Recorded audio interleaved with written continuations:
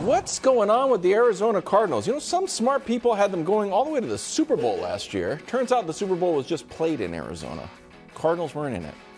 They just straight up released DeAndre Hopkins. It's unbelievable. D-Hop has been on social media tour, either listing QBs or teams he would like to play for, including two of first things first faves, the Chiefs and the Bills. He said something about the Patriots, too. Actually, Smarty Pants, he did not. It was a body language thing. And what was your read on that when he was asked about playing for the Patriots? Well, not a body language expert, but it seemed like he looked away and looked over there. Yeah. Okay, sorry. I just didn't want you to feel left out because you talked about Brew's Bills, my Chiefs, and then, well, they've always been your Bills, Brew. But go ahead, Wild. I didn't want to interrupt you. Who needs DeAndre Hopkins more, the Bills or the Chiefs? Well, I mean, I think DeAndre Hopkins is on a Hall of Fame track. Mm-hmm. I don't want to say he's a Hall of Famer already because I think it's harder than people realize. For receivers and in the NFL. I covered him when he got drafted by the Texans. I got to know DeAndre a little bit. I think he's an awesome guy. I think there was a period of time where he had the best hands in the NFL. He might still, and is an awesome player. And the Chiefs do not need him. If they signed him, I wouldn't be like, oh, they screwed up. But you wouldn't be excited? No. Really? Wow. Yes. Here's why. Because there is an opportunity cost that goes along with signing the aging veteran for a year or two, and that is the stunting of the growth of the guys at his spot. And the Chiefs have spent real resources on very young receivers. They drafted Sky Moore in the second round a year ago. Now he had a down season. And then he scored a touchdown in the Super Bowl and goes into this offseason feeling great. They spent a second-round pick this year on Rashay Rice, who had unbelievable production at SMU, but was not considered one of the four best receivers in the class. They spent the equivalent almost of a second-round pick on the trade for Kadarius Toney, who I think is excellent when he's on the field. His issue has been ability to stay healthy. The Chiefs understand that they are going to have to spend their dollars on the defensive side of the ball. And so they need those young players on a rookie contract to be great. So now, and the other thing, Brew, is they're not chasing anybody. They're the best in the league by a wide margin.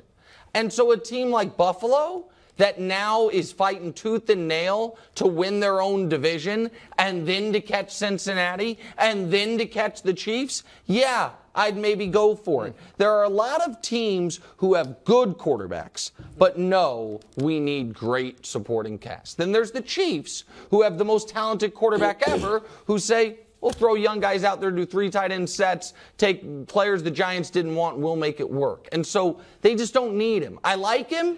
It'd be fun, but they don't need him. Look, they obviously won it last year without Tyreek Hill, okay? And they had no number one receiver.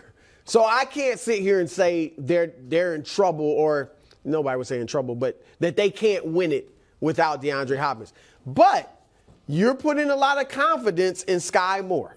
He's got to deliver. I mean, you do need good receivers, all right? And MVS, it's good, Kadarius Toney, is he going to stay healthy? Like you said, that's his biggest issue. And maybe Rice will become great. I don't know. But I think they could use – I just think without knowing what Sky Moore is, I just think that they could use another receiver. Like they lost Juju. McCole Hardman was hurt, but still, he's gone this year. So I think they could use another receiver. Buffalo, I do think – look, if their offense obviously was great. It was second last year. Until the snow came. They struggled in the playoffs. But if they get him, they become clearly, I think, the best team in their division. And it's close right now. But I think they become a huge threat. They aren't yet to the Chiefs. Because you put Hopkins with Stephon Diggs, now Gabe is just your deep threat and you don't have to worry about the balls he drops. Like, offensively, they are going to be, and they bolstered their running game. Latavius Murray, good short down back. Oh. Drafted a tight end who I like for Buffalo. And they already got Dawson But Knox. Like that offense, Nick, you got to admit, that offense with Hopkins would be it'd be fine until monster. the playoffs. It's fine. Listen, the Bills have lost any right to trust them whatsoever. They scored 10 points in a home playoff game that was in conditions that should have favored them. But this is, Wilds, the gap. This is the benefit of having the most talented player in the history of the sport as your quarterback. The Bengals have an awesome quarterback, and they are trying to figure out how can we keep Higgins and Chase. The Bills already gave up a ton of money and traded away draft pick Kane Justin Jefferson to get Stephon Diggs, and everyone's like, oh boy, I think they need another weapon. The Eagles spent a first-round pick on Devontae Smith and then went out and traded a first-round pick for A.J. Brown because he needs more weapons. The Jags, with my guy, the Prince, they overpaid for 3 wide receivers and then traded for Calvin Ridley. Needs more weapons. The Chiefs, meanwhile, it's like, okay. As you know, we do. To be fair, well, they do have we have the greatest tight end. We have the greatest tight end ever, and the rest will. Giants. I know this already. We saw this with Tom Brady. A bunch of wide receivers and one great tight end can get it done. Yeah. I know you're kind of leading me to water, and here I am. Yeah. I'll drink. I get it. He's the new Tom Brady. You'll need to rub it in. Okay. All right. Well, that's fine. Quick, do we have 2 minutes, Hubs? Yes or no? Yes. Here we go. On I Am Athlete, Brew. DeAndre Hopkins also listed QBs he'd like to play for. So it was Bills, Eagles, Chiefs, Ravens, Chargers. He listed all the QBs. Yep. And then there's a lurking report. DeAndre Hopkins didn't say this one. Browns go back with Deshaun Watson. Any of those teams strike your fancy? Oh, I mean, they are the Ravens. The Ravens. Certainly. I mean, because they still, as much as they've improved their receiving core, they don't have a number one because of OBJ's age and injury concerns.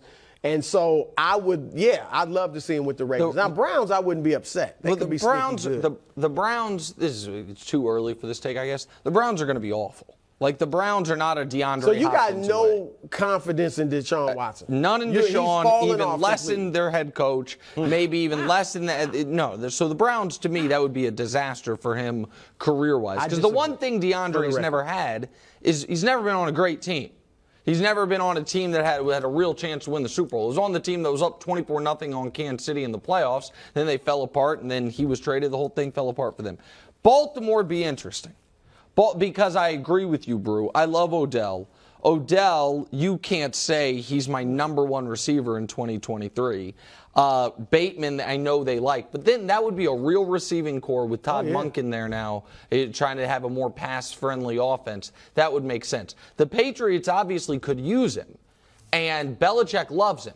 Yep. Unfortunately, I heard DeAndre's a zappy guy because we know he's not a match. Wow, is Bill O'Brien back? Bill O'Brien traded him away for 30 cents on the dollar. It's called water under the bridge. Okay. That's a long time ago. Thanks for watching. Subscribe here to get more from the show and to check out clips from other shows on FS1.